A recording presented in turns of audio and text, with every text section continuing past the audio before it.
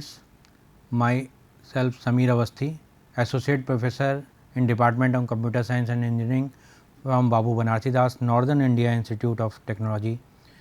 Today I am going to teach you the object oriented system design, and my topic is collaboration diagram. The basic terms and concept using a message, polymorphism in collaboration diagram and interacted message. So, first of all, what is collaboration diagrams? The collaboration diagrams is used to show the relationship between the object in a system. जो भी object बनाया जाता है उसके बीच में क्या relationship है वो डिस्क्राइब करने के लिए कोलैबोरेशन डायग्राम का यूज किया जाता है. Both the sequence and the collaboration diagrams represent the same information but different way. Instead of showing the flow of message, collaboration diagram depict the architecture of the object residing in the system as it is based on object oriented programming. तो यहाँ पे flow को हम नहीं define कर रहे हैं. Flow को डिफाइन करने की जगह हम क्या डिफाइन कर रहे हैं, हम जो बता रहे हैं कि जो आर्किटेक्चर है object oriented message object oriented programming का वो किस तरीके से उसको डिपेक्ट करते हैं, वो उसके लिए कोलैबोरेशन डायग्राम का ज़रूरत होती है. Now object consist of several feature. Object having several features. Multiple object present in a system are connected to each other. एक सिस्टम में कई सारे ऑब्जेक्ट हैं, वो आपस में इंटरेक्ट कर सकते हैं. The collaboration diagram which is also known as the communication diagram and it is used to portray the object of architecture in the system. तो अगर कोई आपसे पूछता है कि क्लास डायग्राम आपने पढ़ा, समझ में आया क्लास डायग्राम से कैसे बनाते हैं, बनाना भी सीखा आपने उसको, कोलैबोरेशन डायग्राम का क्या यूज है. तो कोलैबोरेशन डायग्राम को हम कम्युनिकेशन डायग्राम भी बोलते हैं और it is use to portray of the object architecture. जो ऑब्जेक्ट आर्किटेक्चर है, ऑब्जेक्ट ओरिएंटेड मेथड आपने फॉलो करा है, ऑब्जेक्ट ओरिएंटेड प्रोग्रामिंग लैंग्वेज आपने पढ़ी है, उसके थ्रू जो आर्किटेक्चर का जो है जिसके कैसे आपस में ऑब्जेक्ट इंटरेक्ट कर रहे हैं उसको डिफाइन करने के लिए कोलैबोरेशन डायग्राम यूज किए जाते हैं. It capture the spatial ordering of message exchange between object during the lifetime respectively. It is used to model the system behavior. System behavior को मॉडल करता है collaboration diagram. The purpose of collaboration diagram is similar to sequence diagram. However, the specific purpose of collaboration diagram is used to visualize the organization of object and their interaction. तो जो sequence diagram था वो collaboration diagram और sequence diagram का जो objective है वो similar है, लेकिन पर्पज इनका अलग अलग है दोनों का. इसको स्पेसिफिक पर्पज कोलैबोरेशन डायग्राम का क्या है, to visualise the organisation of object and their interaction. Notation of a collaboration diagram. Following are the components of object, actor, link and message that are used in collaboration diagram. These are the components. Now first component is the object. As you already know, the representation of an object is done by an object symbol with its name and the class underline separated by a column. कैसे object को कैसे आपने represent करना है, कोई भी class आपको ये क्लास आपने बनाई है, ये क्लास का ऑब्जेक्ट है. जब आप क्लास बनाएंगे तो इस क्लास के साथ यहाँ पे क्लास का नाम होगा.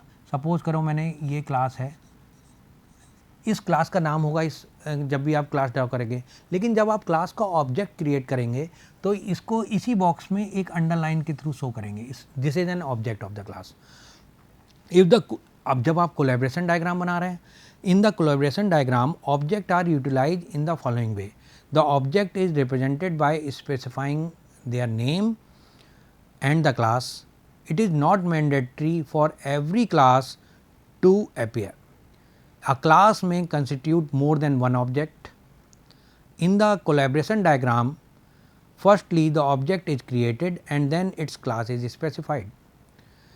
To differentiate the one object from other object, it is necessary to name that.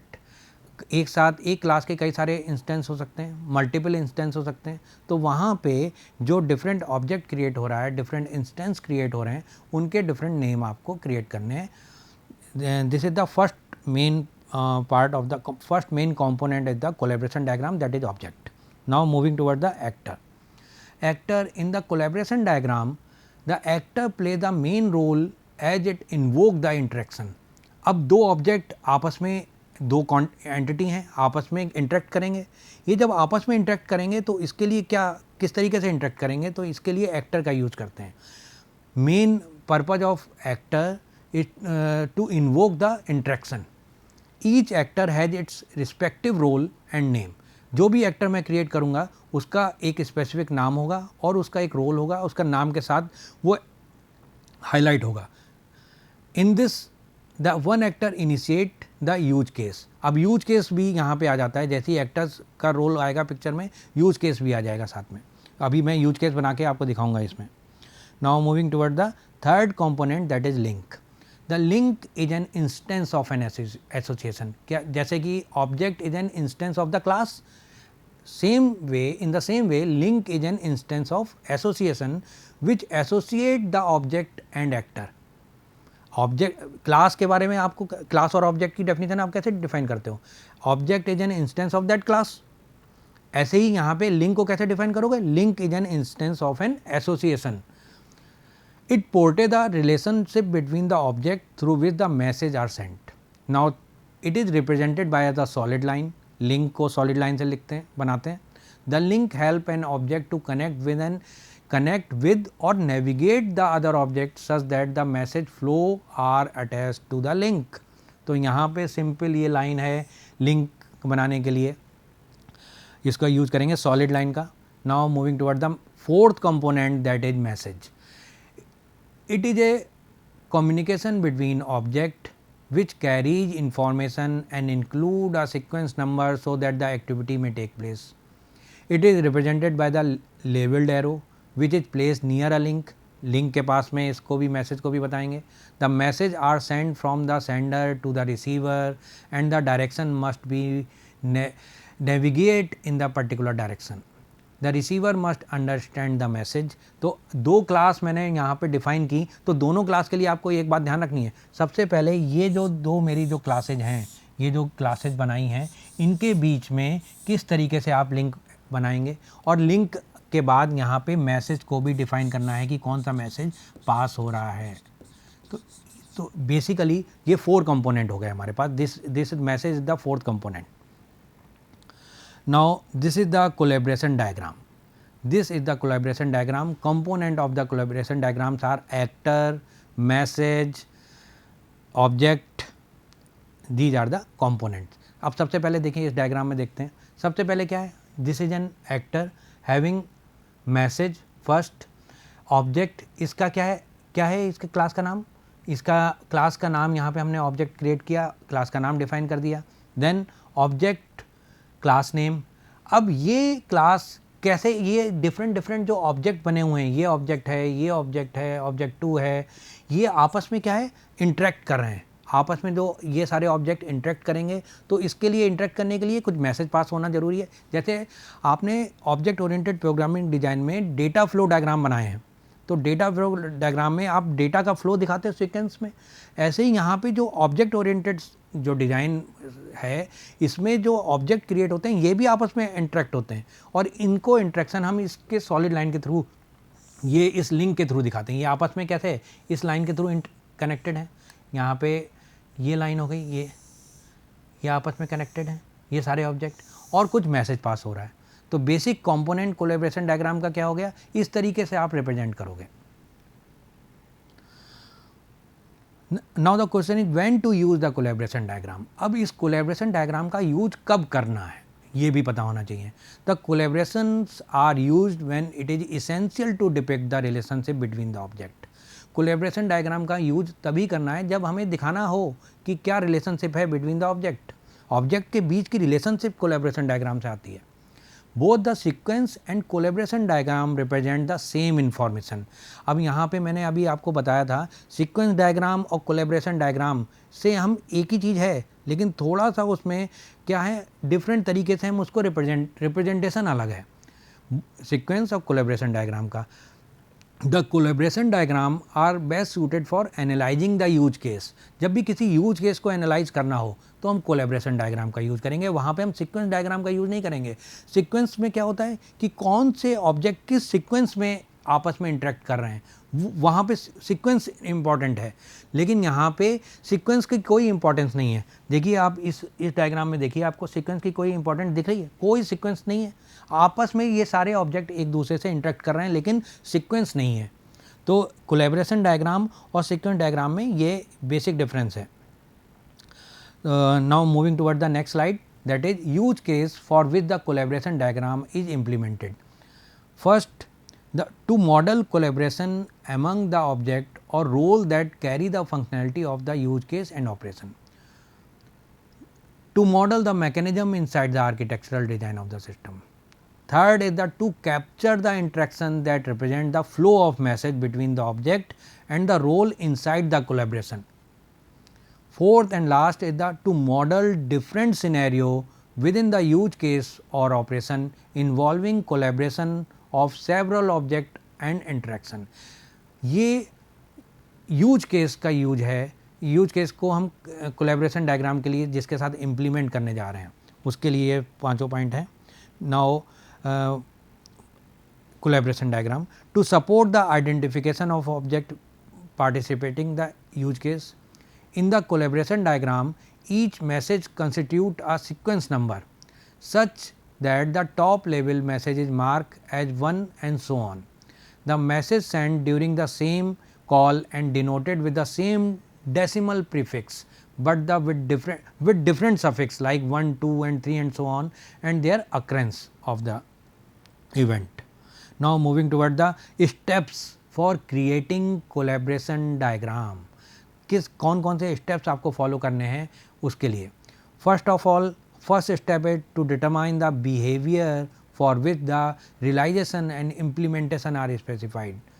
तो आपको वो पहले बिहेवियर चेक करना होगा. Then discover the structural element that are class role, object, sub system for performing the functionality of collaboration. For example, choose the context of an interaction, system, subsystem, use case and operation. Third step is think through alternative situation that may be involved. कौन कौन सी alternative conditions और involve हैं उनके बारे में भी आपको पहले से सोच के रखना है कि पहले से कि क्या और भी alternative conditions हो सकते हैं.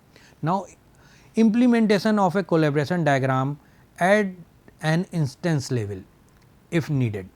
Now a specification level diagram may be made in the instance level sequence diagram for summarizing alternative situations. And so these are the some steps for creating a collaboration diagram. Now moving toward the example. This is an example of collaboration diagram. Here this is an object, user interface, window, user interface, then a chain, train chain, train, a reservation, तो एक reservation का example है.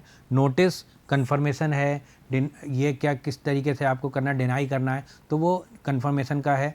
Then these are the way we use to interact these object with the help of the message. So first of all make a reservation. आपने ये reservation कैसे perform कराते हैं उसका एग्जांपल है. तो first of all you just make a reservation for moving to for a particular train. Make reservation कब हो सकता है? जब उस पर्टिकुलर ट्रेन में सीट अवेलेबल होगी. अगर सीट अवेलेबल नहीं है तो फिर रिजर्वेशन तो हो ही नहीं सकता. Then if you find the train, then train having seat, then reservation is perform.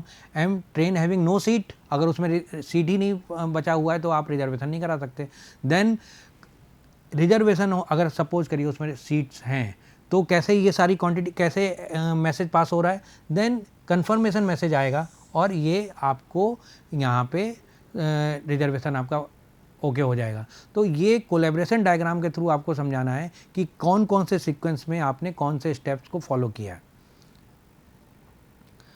Another example, when you use a telephone and make a call, जब आप टेलीफोन से कॉल करते हैं, मोबाइल से कॉल करते हैं, तो किस तरीके से होता है. सपोज़ करो जैसे पहले PSTN फ़ोन आते थे, लैंडलाइन फ़ोन होते थे, उसमें सबसे पहले आपने क्या किया, जो होल्ड पोजीशन पे है उसको आपने डायल टोन सबसे पहले चेक की कि डायल टोन आ रही है कि नहीं आ रही है. तो ऑफ हुक प्रोसेस हुआ, आपने रिसीवर उठाया, उसके बाद आपने चेक किया डायल टोन है कि नहीं. If dial tone exist then make a dial, आपने डायल किया. तो इफ़ डायल टोन एग्जिस्ट, सबसे पहले आपने क्या रिसीवर उठाया है, देन उसके बाद क्या है, डायल टोन चेक किया, डायल टोन एग्जिस्ट और not. If exist then dial the number, and third one is the connect. these are the between the user and the phone, interaction between, these are the interaction between user and the phone. And user ने और phone के साथ सबसे पहले अभी call connect नहीं हुआ है, कॉल कनेक्ट नहीं हुआ है. कॉल कनेक्ट होने से पहले आपने फ़ोन के साथ यूजर, एंड यूजर और फ़ोन के साथ ये बात हो रही है, and user and phone, and this is the link. कि सबसे पहले आपने चेक किया कि डायल टोन है कि नहीं है, उसके बाद नंबर डायल किया, देन वो कनेक्ट हुआ. अब जैसे ही वो कनेक्ट होता है एंड यूजर दूसरे यूज़र के साथ, तो आप उसके पास क्या हुआ, रिंग जाने लगेगा उसके पास, दूसरे यूज़र के पास. और यहाँ पे जैसे ये जो वैल्यू है, उसने फ़ोन उठाया, कनेक्ट किया और ये कॉल इस्टेब्लिश हो गई. जैसे ही कॉल इस्टेब्लिश होगी तो आप क्या करोगे, बोलोगे हेलो. देन ये सारे कैसे आपस में कनेक्ट है, इस तरीके से मैसेज पास हो रहा है. तो यहाँ पे मैंने कोलैबोरेशन डायग्राम के थ्रू ये 2 एग्जाम्पल आपको देके बताए कि किस तरीके से कोलैबोरेशन डायग्राम्स आप यूज कर रहे हो. Now this is a very beautiful example of collaboration diagram of an ATM machine. ATM machine से कैसे आप विड्रॉ करते हो, उसका ये ATM मशीन का है, and this is the withdrawal example. तो collaboration diagram for ATM machine. First of all, in this diagram we are having the different type.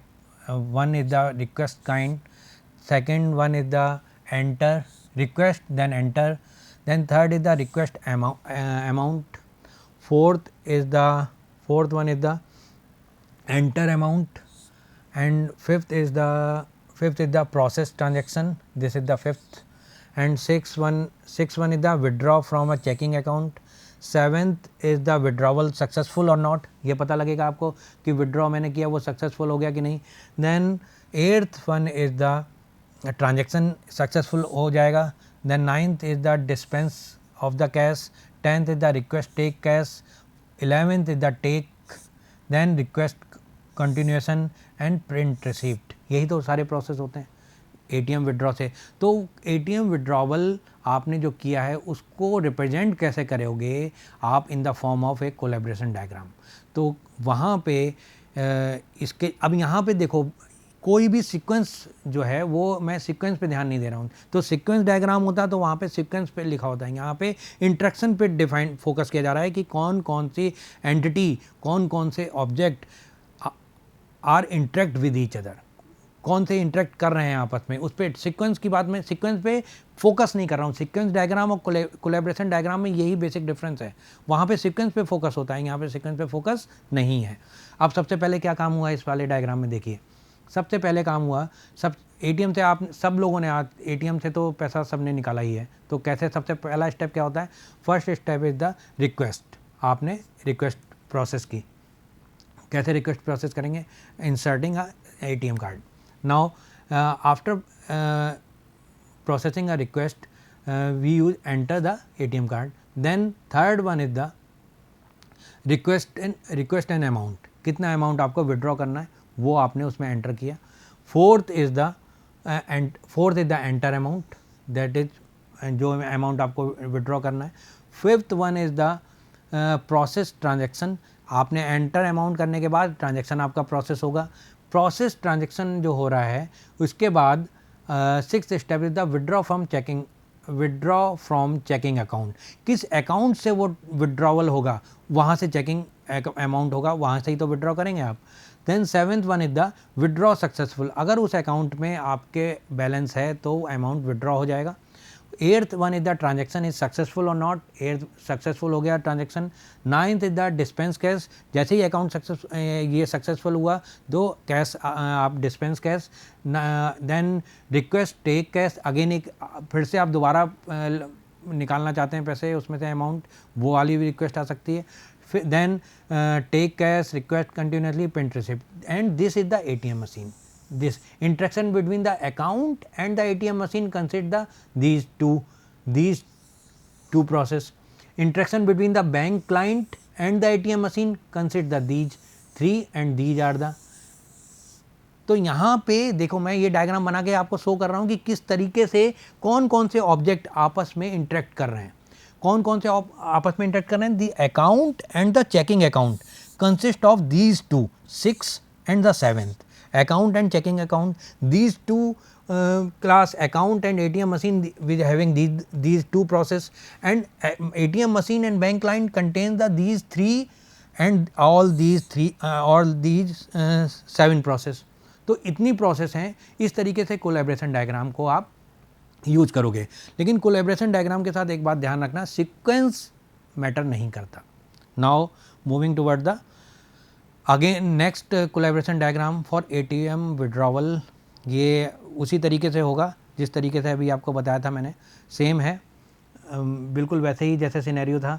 अब इसमें क्या करना है, again there are different, this is an account, this is the checking for an account number, saving account number, ATM machine is this, and bank client is this. Bank client and ATM machine, there are two different operation. In between the ATM machine and bank client, enter amount and terminate are these three operations are there. Again request kind, request amount, dispense cash, request take cash, take, request continuously, and print receipt.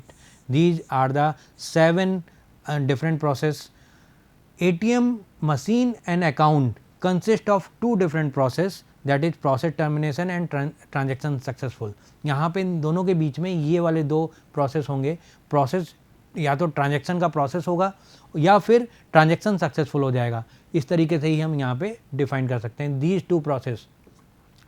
Now account and check account contain again 2 process, withdraw checking account and withdrawal successfully, these 2.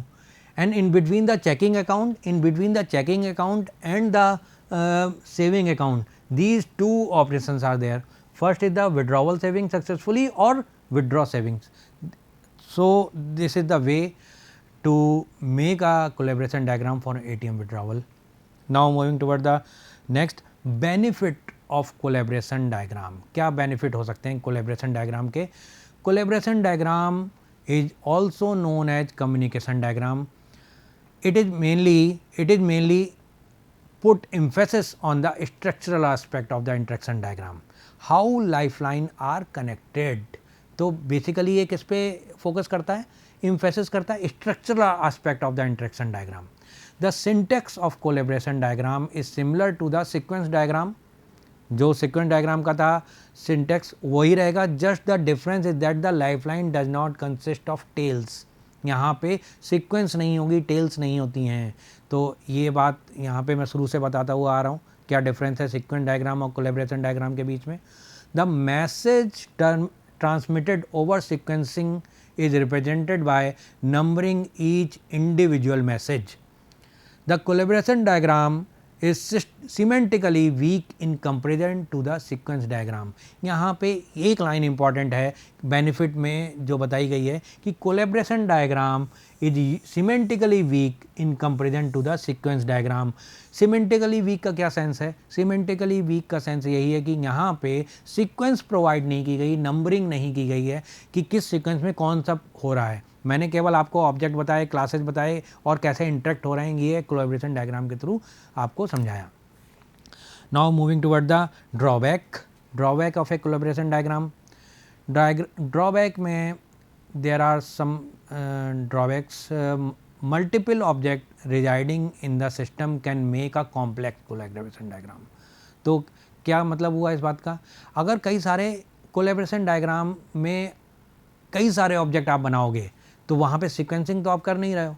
जब आप sequencing नहीं करोगे तो it become tedious, वो difficult हो सकता है.